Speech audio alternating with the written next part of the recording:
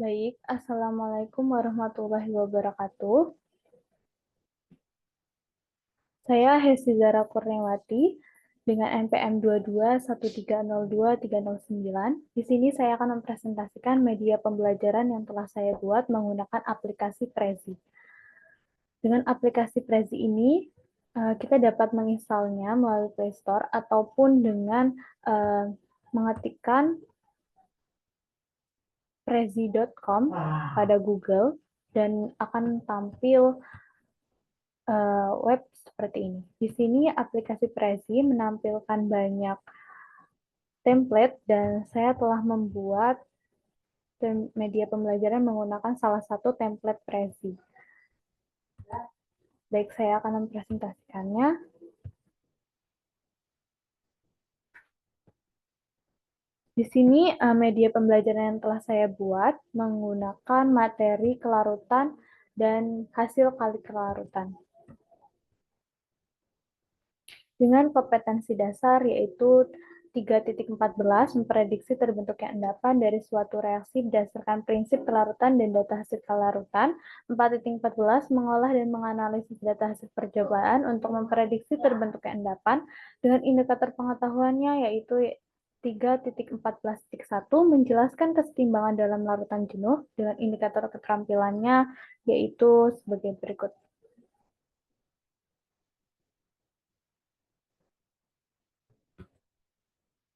Baik, selanjutnya yaitu saya menampilkan wacana. Di dalam wacana ini saya menampilkan gambar dengan gambar hasil ronsen usus, di mana dalam proses ronsen usus ini memanfaatkan garam barium sulfat karena mampu menyerap sinar X dengan baik. Lalu garam BS4 ini mampu menyalut usus sehingga jaringan yang lembut ini akan tampak ketika disinari dengan sinar X. Dan kelarutan BS4 ini dalam air sangat rendah sehingga ketika di dalam usus akan terbentuk endapan. Sehingga ketika saya menampilkan wacana ini, siswa akan mengajukan pertanyaan yaitu apa yang dimaksud dengan kelarutan dan mengapa garam barium SO4 itu dapat mengendap. Lalu selanjutnya yaitu kelarutan, di mana kelarutan ini disimbolkan dengan S kecil dengan didefinisikan sebagai jumlah maksimum zat terlarut yang dapat larut dalam sejumlah tertentu pelarut. Nah, contohnya kita dapat melakukan pendekatan yaitu pada kehidupan sehari-hari ketika kita di dapur kita akan menemukan garam dapur. Ketika kita melarutkan garam dapur, akan terbentuk larutan dengan submikroskop seperti ini, seperti yang saya tampilkan, yaitu dengan ion berwarna biru ini merupakan ion Na+, dan ion berwarna hijau ini ion Cl-. Lalu di sini saya juga menampilkan video media pembelajaran tentang kelarutan dan langsung diintegrasikan melalui YouTube.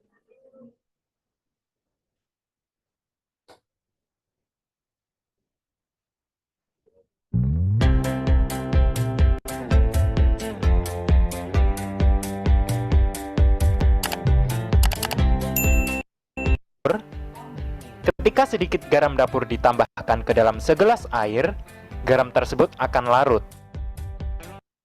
Jadi sehingga ketika siswa menonton video ini, siswa akan lebih mempelajari dan lebih mendalami dari materi kelarutan yang saya tampilkan.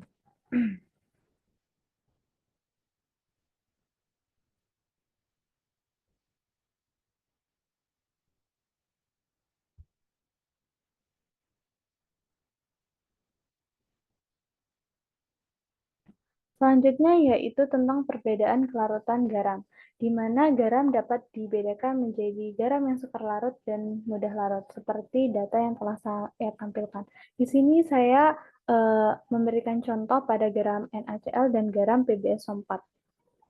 Di mana garam NaCl dan garam PbSO4 ini ketika dilarutkan dalam air dengan volume yang sama, garam NaCl ini tidak terbentuk endapan garam, sedangkan garam PbSO4 ini terbentuk endapan garam. Mengapa demikian? Karena seperti data yang telah saya tampilkan bahwa PbSO4 itu merupakan garam yang super larut, sedangkan garam NaCl merupakan garam yang mudah larut, sehingga ketika dilarutkan dalam air dengan volume yang sama, jumlah garam NaCl ini dapat larut dengan yang dapat larut itu lebih banyak dibandingkan garam PbSO4. Selanjutnya,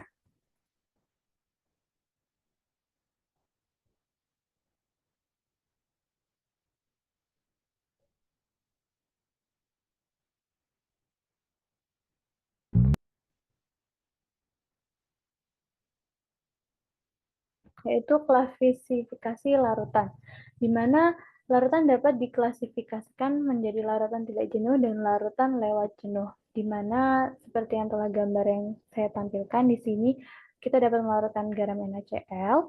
Di sini garam NaCl ini berbentuk kristal sebelumnya ketika dilarutkan, dan ketika dilarutkan ion Na plus NCl- ini akan tersebar dalam air dan membentuk gambar larutan NaCl secara mikroskopik sebagai berikut.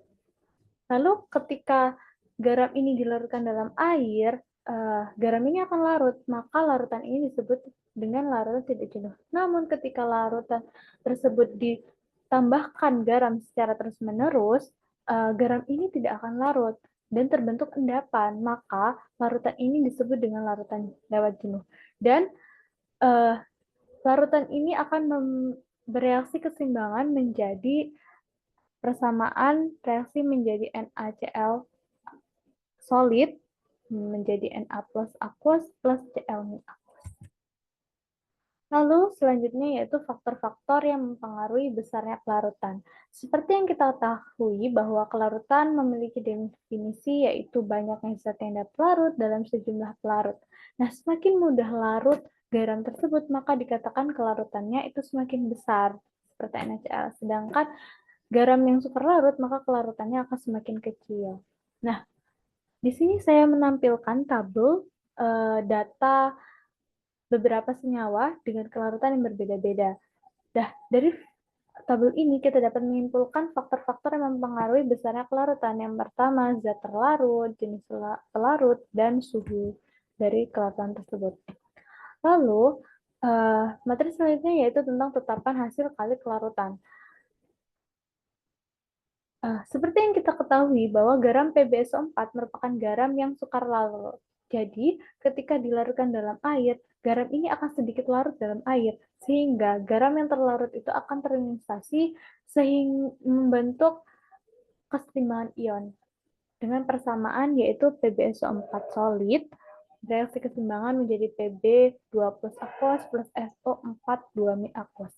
Dan pada pelarutan timbal 2 sulfat, reaksi pelarutnya adalah reaksi yang berkeseimbangan, sehingga rumus ketetapannya menjadi K sama dengan konsentrasi Pb2 plus dikalikan dengan konsentrasi SO4 2- dibagi dengan konsentrasi PbSO4.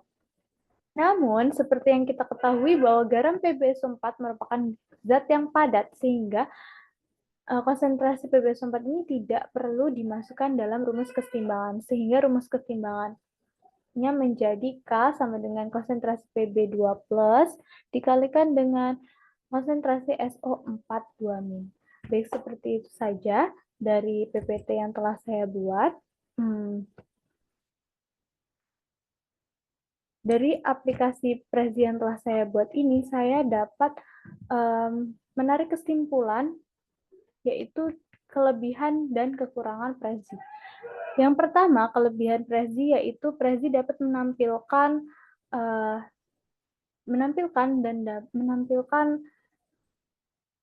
dan kita dapat memilih template yang bermacam-macam sehingga sangat menarik ketika ditampilkan dengan siswa melalui pembelajaran.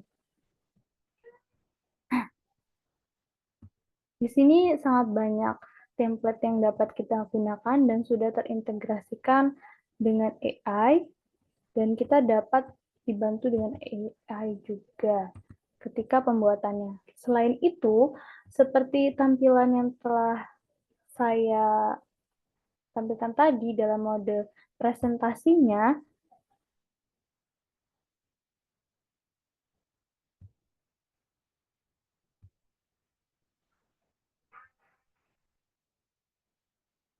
nah seperti ini, Prezi memiliki keunggulan dan memiliki mode teknologi ZIU, yaitu zooming user interface.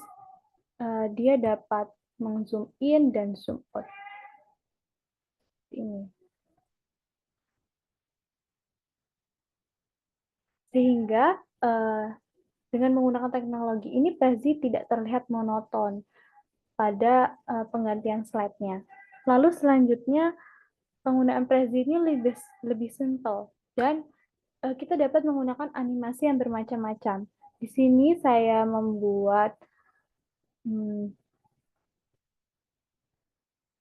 saya menampilkan gambar.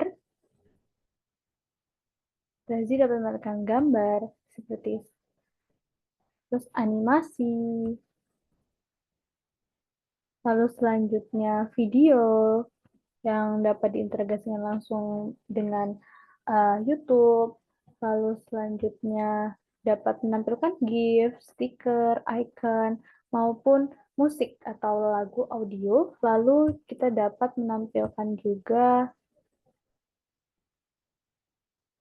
table atau chart seperti ini, lalu selanjutnya selain itu kita dapat menampilkan dalam Prezi ini PowerPoint maupun PDF. Lalu selanjutnya kita juga dapat membuat shape. Shape yang dibuat itu bermacam-macam, yaitu square, persegi panjang, lingkaran, segitiga, garis maupun panah. Sehingga ketika saya membuat reaksi seperti ini, nah saya bisa membuat panah.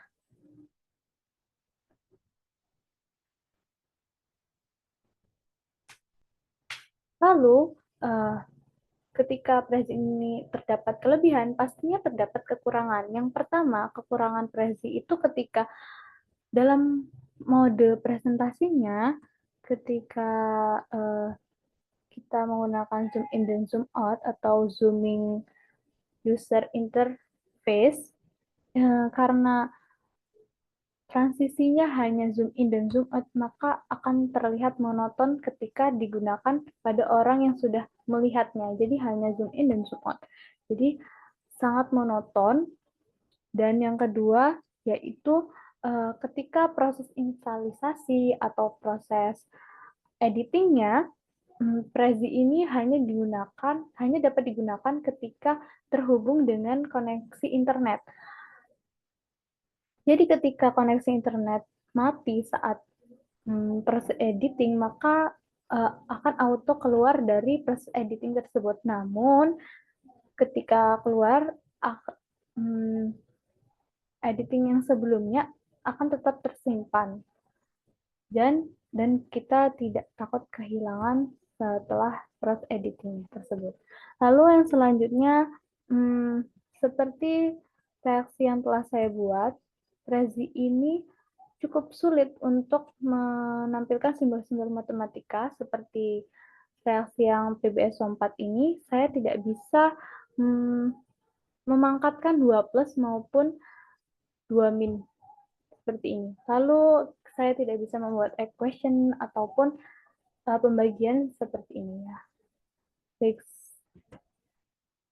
seperti itu saja dari penjelasan saya. Terima kasih telah mendengarkan video ini dan dari presentasi saya.